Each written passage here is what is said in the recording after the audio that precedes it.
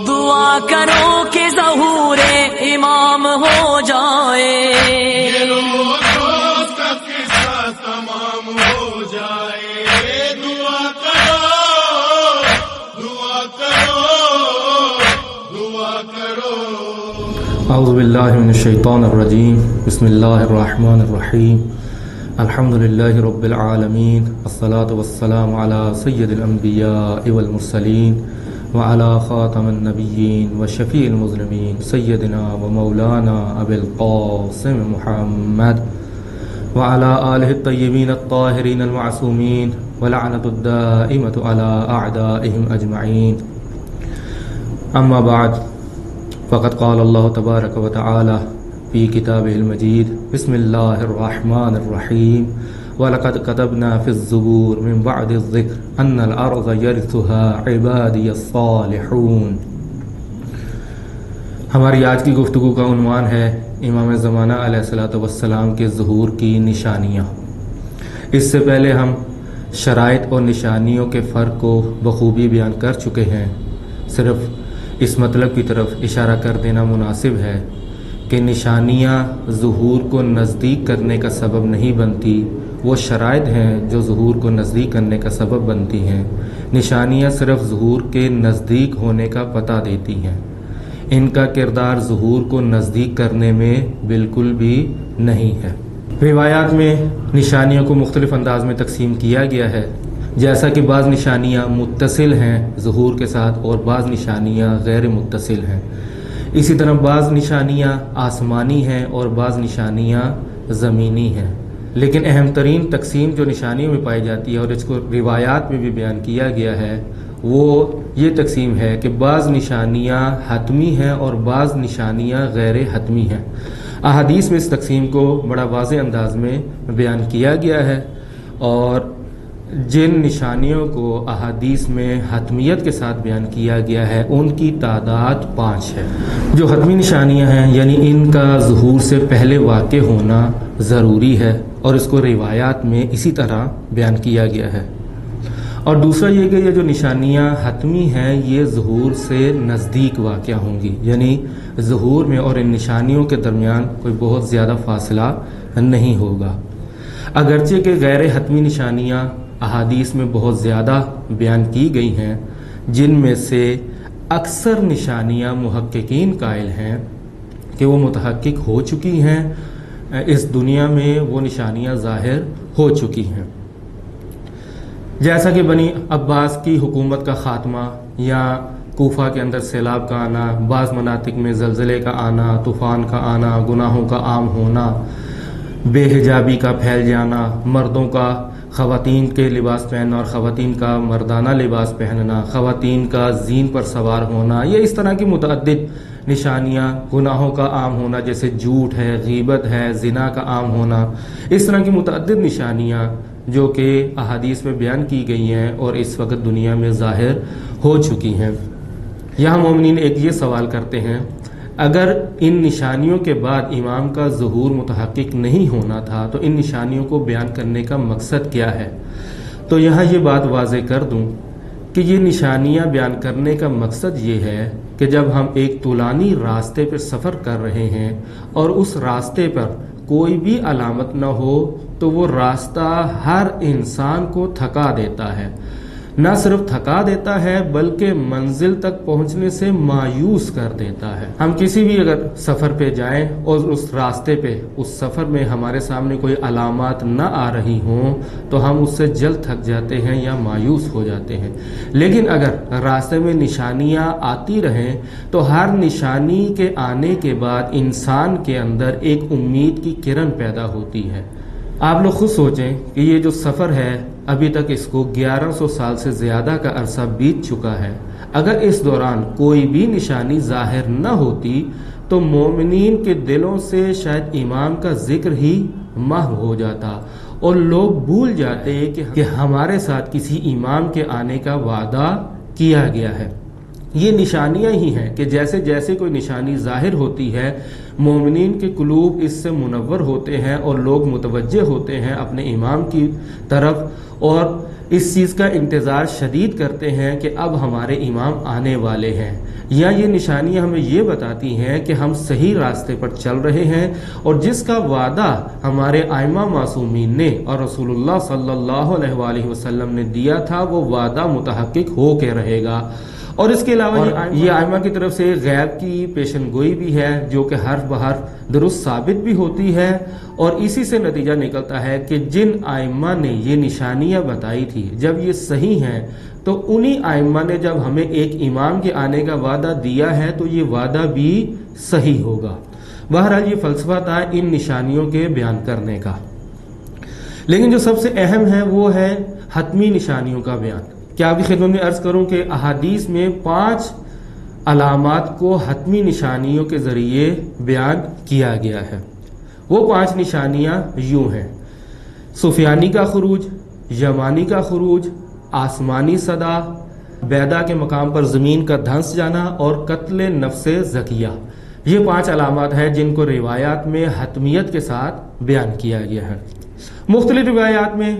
ہر نشانی کو بس اوقات علیحدہ علیحدہ روایات میں بیان کیا گیا ہے، بعض روایات میں 2 کو، بعض روایات میں 3 کو بیان کیا گیا ہے۔ یہاں میں آپ کی خدمت میں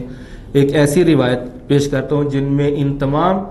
5 علامات کو ذکر کیا گیا ہے اور اس میں اس کے حتمی ہونے کو بھی بیان کیا گیا ہے۔ امام صادق علیہ الصلوۃ والسلام بیان فرماتے ہیں کہ 5 حتمی علامات ہیں،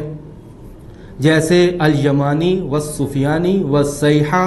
وقتل نفس زکیہ والخسف بالبیدہ، یعنی بیدا کے مقام پہ زمین کا دھنس جانا۔ اور پہلی علامت تھی یمانی کا خروج، دوسری حدیث میں جس ترتیب سے بیان کیا گیا اس ترتیب سے بیان کر رہا ہوں۔ پہلی یمانی کا خروج، دوسرا سفیانی کا خروج، تیسرا صیحہ آسمانی، چوتھا قتل نفس زکیہ اور 5واں خسف بیدا، بیدا کے مقام پر زمین کا دھنس جانا۔ اس روایت میں حتمی ہونے کو بھی بیان کیا گیا ہے۔ سب سے اہم نشانی جو روایات میں بیان کی گئی ہے وہ ہے سفیانی کا خروج۔ اس کی اہمیت کی متعدد وجوہات ہیں۔ ایک تو اس کی اہمیت کی وجہ یہ ہے کہ اس کا تعلق بقیہ 2 حتمی علامات سے پایا جاتا ہے، ایک تو خسف بیدا ہے اور ایک یمانی کا خروج جو اس کے مقابلے میں ہوگا۔ دوسرا اس کی اہمیت کی وجہ یہ ہے کہ یہ نشانی بہت دیر تک ظاہر رہے گی۔ تیسری اہمیت کی وجہ یہ ہے کہ یہ دنیا کے ایک خاص مقام پر، خاص خطے پر یہ علامت رونما ہوگی۔ شیعوں کا قتل و قتال کیا جائے گا اس نشانی کے ذریعے، اور سب سے زیادہ احادیث میں اسی علامت کا ذکر ہمیں ملتا ہے۔ یہ اس نشانی کی اہمیت کی وجوہات ہیں۔ ایک حدیث میں یہ بیان ہوتا ہے ان امر القائم حتم من اللہ وامر السفیانی حتم من اللہ ولا یکون القائم الا بالسفیانی،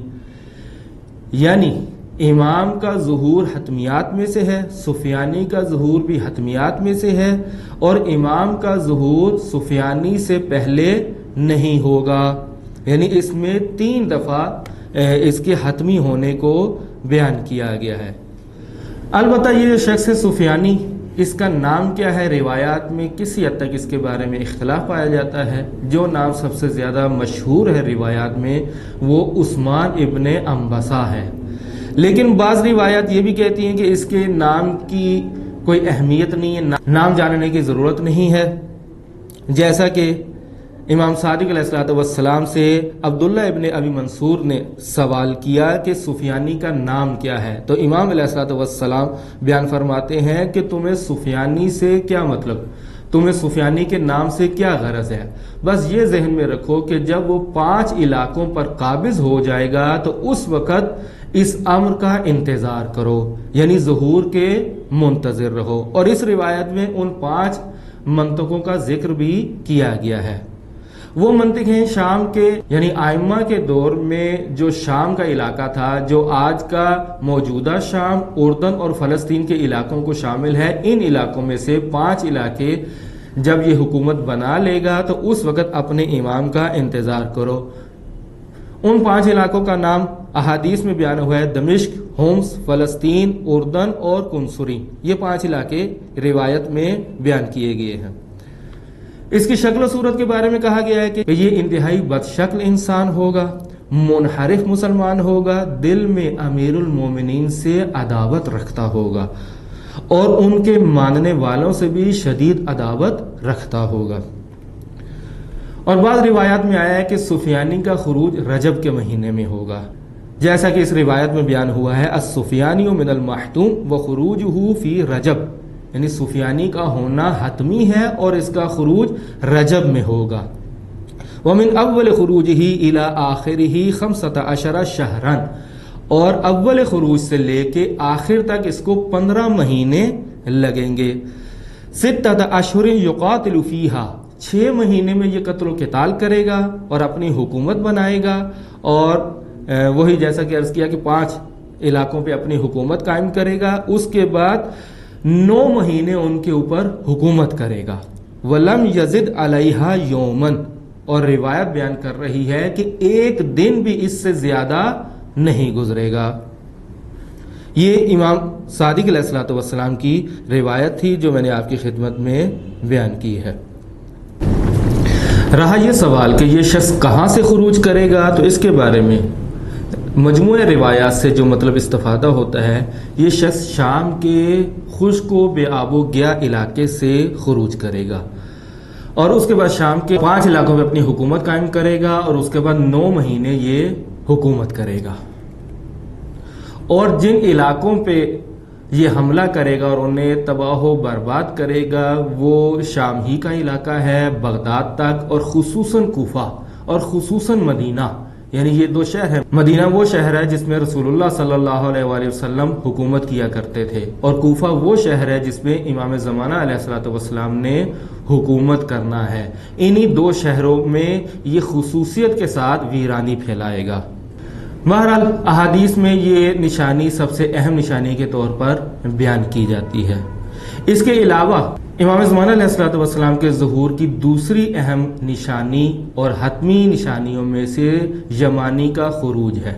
یمانی کا خروج اسی سفیانی کے خروج کے مقابلے میں ہوگا، بلکہ احادیث میں اس طرح سے آیا ہے کہ جس دن اور جس سال یہ شخص خروج کرے گا، یعنی سفیانی، اسی دن اور اسی سال اس کے مقابلے میں 2 حق کے پرچم بھی نمایاں ہوں گے، جن میں سے ایک یمانی کا پرچم ہے اور ایک خراسانی کا پرچم ہے۔ یہ دونوں پرچم اس کے مقابلے میں آئیں گے اور یہ حق کے پرچم ہوں گے۔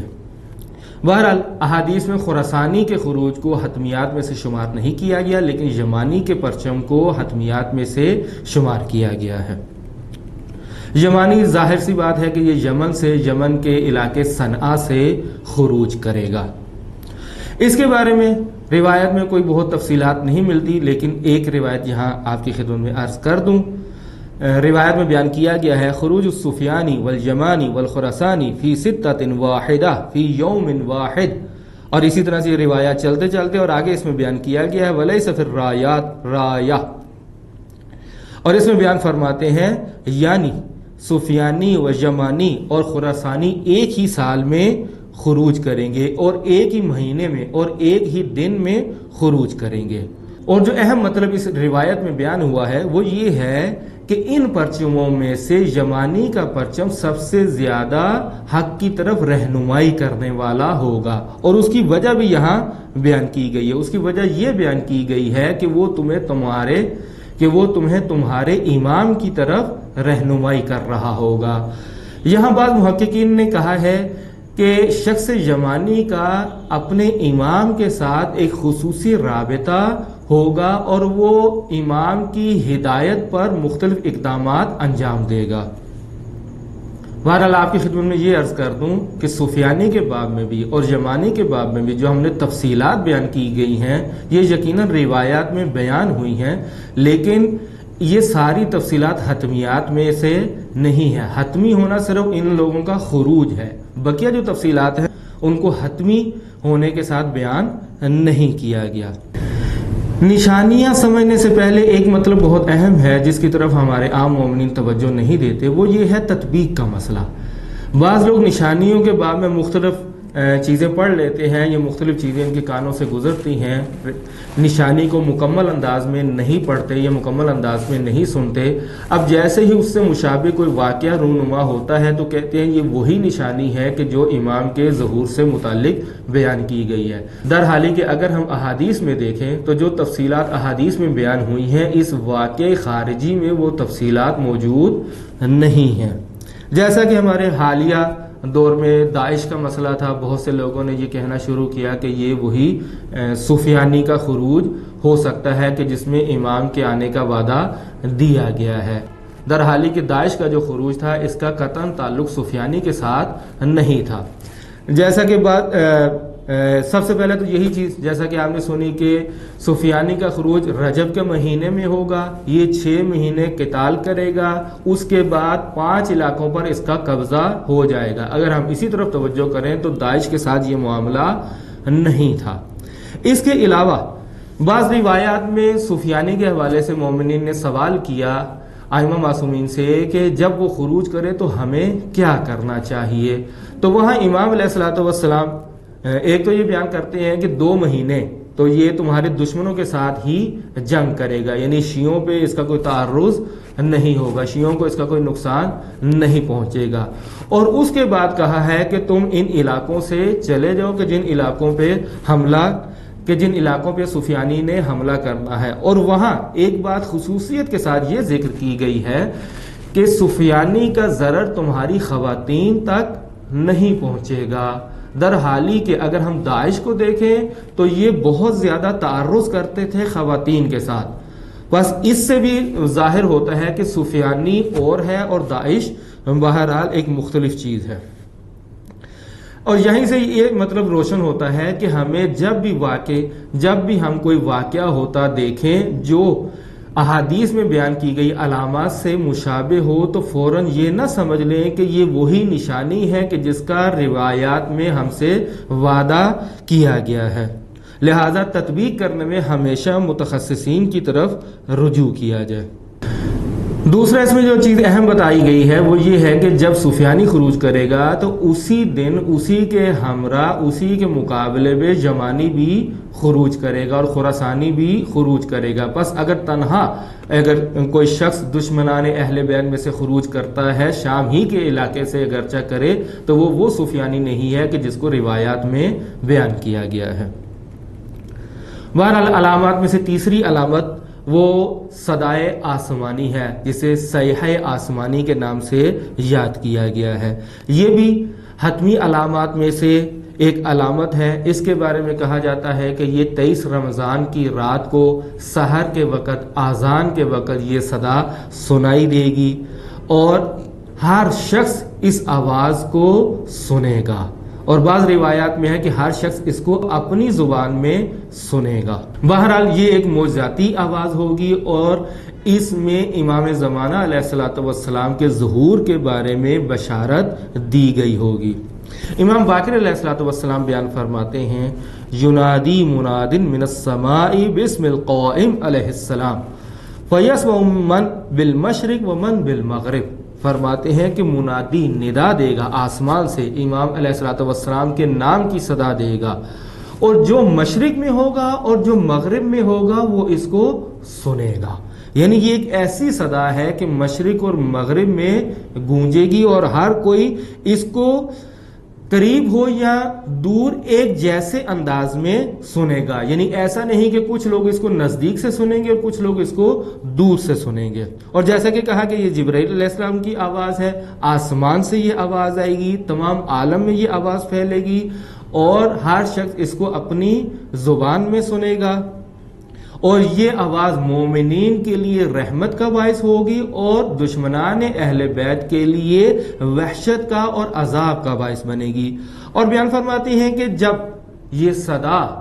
عالم میں گونجے گی تو اس کے بعد ہر شخص کی زبان پہ گویا کہ اپنے امام کا ذکر ہوگا۔ اس وقت زبانوں پر امام مہدی علیہ الصلوۃ والسلام کا ذکر بہت عام ہو جائے گا، چاہے وہ امام کو مانتا ہو یا امام کو نہ مانتا ہو۔ اس آسمانی صدا کے ساتھ ایک اور صدا بھی اسی دن سنائی دے گی، اس کے بارے میں کہتے ہیں کہ یہ شیطانی آواز ہوگی، یہ شیطان کی طرف سے آئے گی۔ بہرحال یہ مطلب آپ کی خدمت میں واضح کر دوں کہ بعض لوگ یہ سمجھتے ہیں کہ یہ جو صدا آئے گی اور زمین میں ہر طرف یہ صدا ہر کسی کو اپنی زبان میں پہنچے گی، تو بعض لوگ یہ سمجھتے ہیں کہ موجودہ ٹیکنالوجی کے ذریعے آنے والی یہ آواز ہوگی۔ در حالی کہ احادیث کے مطالعے سے یہ بات واضح ہوتی ہے کہ نہیں، یہ آواز ایک معجزاتی آواز ہوگی۔ لیکن یہ جو دوسری آواز ہے جس کو ہم شیطانی آواز کے نام سے یاد کر رہے ہیں، اور یہ آواز فی الواقع آ کے اس پہلی آواز کو جھٹلائے گی۔ اس آواز کے بارے میں کہتے ہیں کہ یہ موجودہ ٹیکنالوجی کے ذریعے یہ آواز پہنچائی جائے گی، جس کے بارے میں ہم یہ فرض کر سکتے ہیں کہ مثلا جو دشمنان اہل بیت، دشمنان اسلام کے جو نیوز چینلز وغیرہ ہیں، ان پہ یہ خبر ہر طرف جاری ہوگی کہ یہ جو آواز سنائی دی ہے صبح فجر کے وقت، یہ آواز غلط آواز ہے اور یہ ایک شیطانی آواز ہے، در حالی کہ خود یہ آواز شیطانی آواز ہوگی۔ بہرحال دوبارہ اس بات کا ذکر کر دوں کہ وہ جو اصلی آواز ہے وہ معجزاتی آواز ہے، لیکن یہ جو دوسری شیطانی آواز ہے یہ ممکن ہے کہ موجودہ ٹیکنالوجی کے ذریعے اس آواز کو پیدا کیا گیا ہو۔ اس علامت کے اندر یہ جو آسمانی آواز ہے، ایک اہم چیز یہ پائی جاتی ہے کہ یہ ایک معجزاتی علامت ہے، در حالی کہ اس کے مقابلے میں ابھی تک جو ہم نے ذکر کیا تھا سفیانی کا خروج یا یمانی کا خروج، یہ طبی علامات تھی، یہ معجزاتی علامات نہیں تھی، لیکن اس کے مقابلے میں آسمانی صدا معجزاتی آواز ہے۔ چونکہ یہ معجزاتی آواز ہے تو یہاں ایک اور مطلب واضح ہو جانا چاہیے، چونکہ یہ جو علامات ہم بیان کر رہے ہیں اور روایات میں ان کا ذکر موجود ہے، تو یہ روایات ہمارا دشمن بھی جانتا ہے۔ وہ ممکن ہے ملت تشیع کو، مسلمانوں کو ورغلانے کے لیے خود سے ایک سفیانی پیدا کر دے اور خود سے ایک یمانی بھی اسی دن اس کا خروج کروا دے، تاکہ لوگوں کو حق سے دور کر دے اور اپنی طرف راغب کر دے۔ تو اس کے لیے یہ علامت چونکہ معجزاتی علامت ہے، یہ علامت ثابت کر دے گی یا تائید کرے گی کہ وہ جو یمانی یا اس کے علاوہ جو سفیانی کا خروج ہوا ہے وہ صحیح ہے یا نہیں۔ چونکہ یہ معجزاتی علامت ہے، اس کو دشمن پیدا نہیں کر سکتا، لہذا یہ ان دو علامات کی تائید کرے گی، کیونکہ یہ ایک معجزاتی آواز ہے۔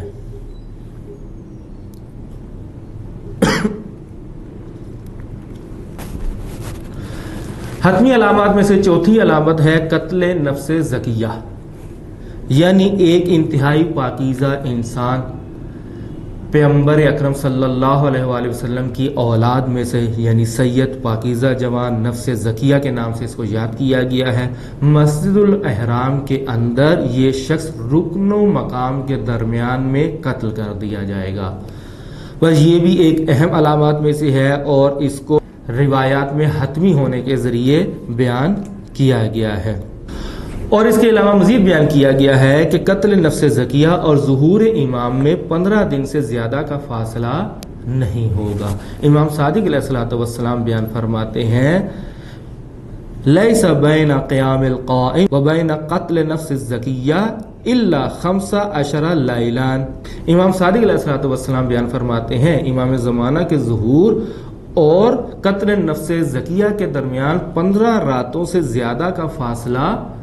نہیں ہوگا، اور یہ روایات بھی ہماری معتبر کتابوں میں موجود ہے، جیسا کہ غیبت توسی میں یہ حدیث موجود ہے۔ البتہ بعض روایات سے یہ مطلب استفادہ ہوتا ہے کہ اس وقت یہ شخص، یعنی یہ شخص جو نفس زکیہ ہے، یہ امام کا نمائندہ ہوگا اور امام کی طرف سے ان کا ایک خط پڑھ کر سنا رہا ہوگا کہ لوگ اس پر حملہ کریں گے اور اس وقت اس کو رکن و مقام کے درمیان قتل کر دیں گے۔ پانچویں اور آخری حتمی نشانیوں میں سے جو نشانی ہے وہ خسف بیدا ہے، یعنی بیدا کے مقام پر زمین کا دھنس جانا۔ یہ نشانی بھی سفیانی کے ساتھ مربوط ہے، فی الواقع یہ لشکر سفیانی ہے جو اس مقام پر زمین میں دھنس جائے گا۔ ماجرا یوں ہوگا کہ لشکر سفیانی کو یہ اطلاع ملے گی کہ امام علیہ الصلوۃ والسلام مدینہ میں ہیں، یہ مدینہ میں حملہ کرے گا تاکہ امام علیہ الصلوۃ والسلام کو وہاں پکڑ کے انہیں قتل کر سکے، لیکن یہ اس میں کامیاب نہیں ہوگا. امام وہاں سے نکلیں گے اور مکہ میں آئیں گے اور مکہ میں پہنچ کے اپنے ظہور کا اعلان کریں گے. جب امام علیہ الصلوۃ والسلام مکہ میں آ کے ظہور کا اعلان کریں گے تو اس شخص کو اطلاع ہوگی تو یہ امام پر حملہ کرنے کی غرض سے مدینہ سے مکہ کی طرف آئے گا. اور جب بیدا کے مقام پر پہنچے گا تو منادی ندا دے گا کہ اے زمین تو اس لشکر کو اپنے اندر دھنس لے. اور یہ لشکر اور زمین اس وقت اس تمام لشکر کو اپنے اندر نگل لے گی. یہ حدیث غیبت نعمانی صفحہ 280 پر موجود ہے. بہرحال احادیث میں یہ نشانیاں ہیں جن کو حتمی انداز میں بیان کیا گیا ہے کہ ظہور سے پہلے یہ حتمی نشانیاں ہیں. اب ممکن ہے کوئی شخص یہ سوال کرے کہ یہ اگر حتمی ہیں تو بس ان میں اور شرائط میں کیا فرق ہوگا. تو آپ کے لیے بیان کر دوں کہ شرط وہ ہے کہ جو ظہور کو متحقق کرنے میں کردار ادا کرتی ہے.